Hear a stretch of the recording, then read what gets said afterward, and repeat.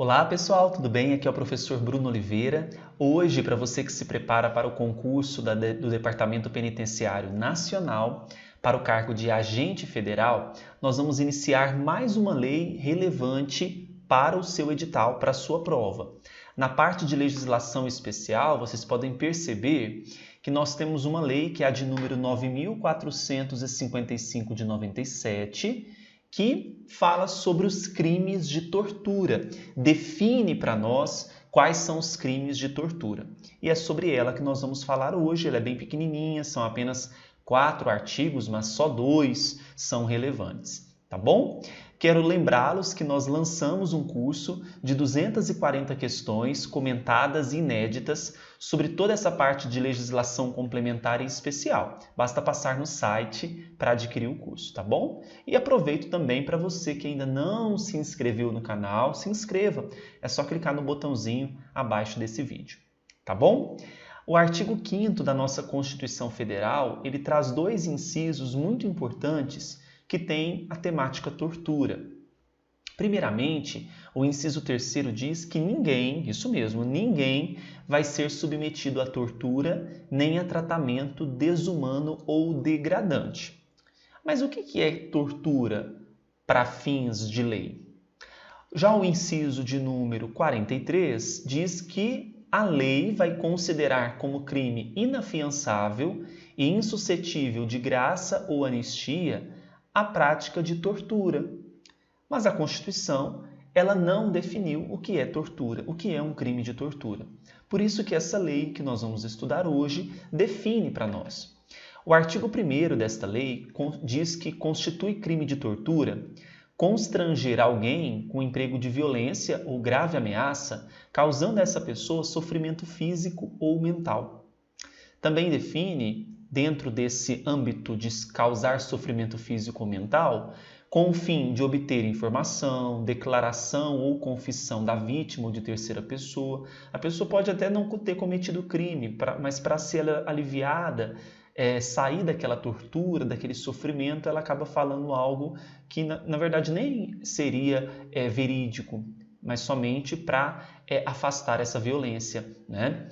Então, para obter informação, declaração, confissão, para provocar ação ou omissão de natureza criminosa, em razão de discriminação racial ou religiosa, tá? Submeter também alguém sob sua guarda, poder ou autoridade com emprego de violência ou grave ameaça, a intenso sofrimento físico ou mental como forma de aplicar castigo pessoal ou medida de caráter preventivo. Então, o artigo 1º desta lei define nesses incisos 1º e 2º o conceito de o que é o crime de tortura. Se sujeita a pessoa cometedora desse fato a uma reclusão, uma pena restritiva de liberdade de reclusão de 2 a 8 anos. Tá bom? Importante gravar essa pena de 2 a 8 anos. Na mesma pena também vai aquela pessoa que submete pessoa presa ou sujeita à medida de segurança a sofrimento físico ou mental por intermédio da prática de ato não previsto em lei ou não resultante de medida legal. Então, olha só, a pessoa, ela submete uma pessoa que está presa ou sujeita à medida de segurança, então na prisão, no presídio, né? Aquela pessoa que é responsável por aquela pessoa presa ou sujeita à medida de segurança, há um sofrimento que não está previsto em lei. É um sofrimento, há um ato, uma prática de um ato não previsto em lei ou não resultante de uma medida legal. Então, inclusive, essas pessoas, aos carcereiros, vamos dizer assim, se submete esta penalidade, tá? Aquele que se omite em face dessas condutas, então eu estou ciente dessa conduta e eu me omito. Eu não falo nada, não denuncio.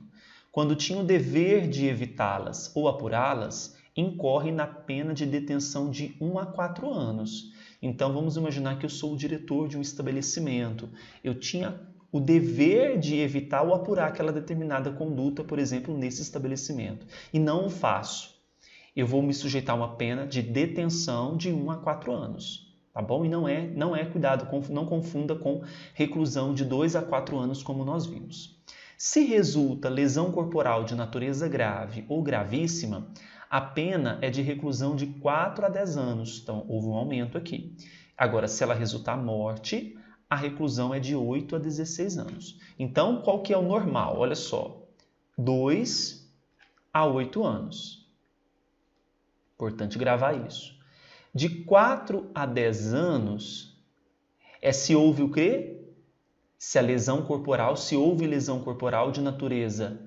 Então, lesão corporal grave ou gravíssima, ok? E se houver morte, a reclusão é de 8 a 16 anos. Então, 8 a 16 anos se houver morte. Gravem isso, tá bom? Aumenta-se a pena de 1/6 até 1/3 quando? Se o crime ele é cometido por agente público, se o crime é cometido contra criança, gestante, pessoa com deficiência, adolescente ou maior de 60 anos, e se o crime é cometido mediante sequestro. Tirar esse trema aqui, tá? A condenação vai acarretar a perda do cargo, função ou emprego público e a interdição para o seu exercício pelo dobro do prazo da pena aplicada. Então, se ele se sujeitou, vamos imaginar que houve morte, né? Então, a pena, no caso de morte, a gente viu que é de 8 a 16. Então, suponhamos que a pena que foi aplicada foi 10 anos, foram 10 anos. Então, ele vai ficar interditado para o exercício de função pelo dobro dessa pena, 20 anos. Tá? O crime de tortura, como nós vimos lá na Constituição, ele é inafiançável e insuscetível de graça ou anistia. O condenado por crime previsto nesta lei, exceto a hipótese do parágrafo 2º, iniciará o cumprimento da pena em regime fechado. O que diz o parágrafo 2º mesmo? Voltando aqui, é o caso daquele que se omite em face das condutas. Ele tinha o dever de evitar o apurar e não faz. Aqui é a detenção, né? Então, salvo nesse caso, aquele que comete esses atos vai iniciar o cumprimento da pena em regime fechado.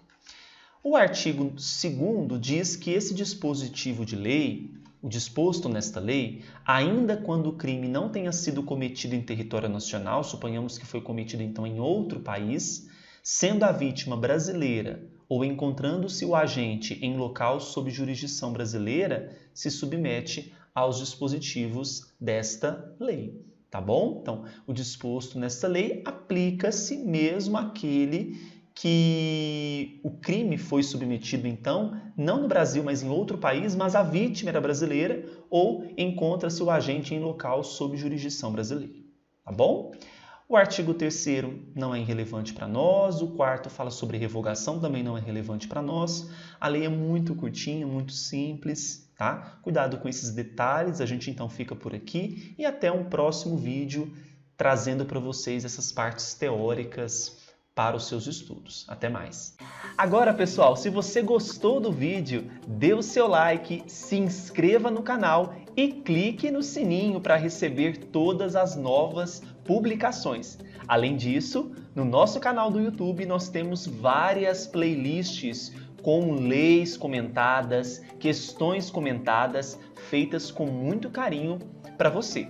Siga também o Professor Bruno Eleitoral no Instagram. Basta você digitar aí @Professor Bruno Eleitoral. E no Facebook, www.facebook.com/Cursos Bruno Oliveira. Um grande abraço e até mais.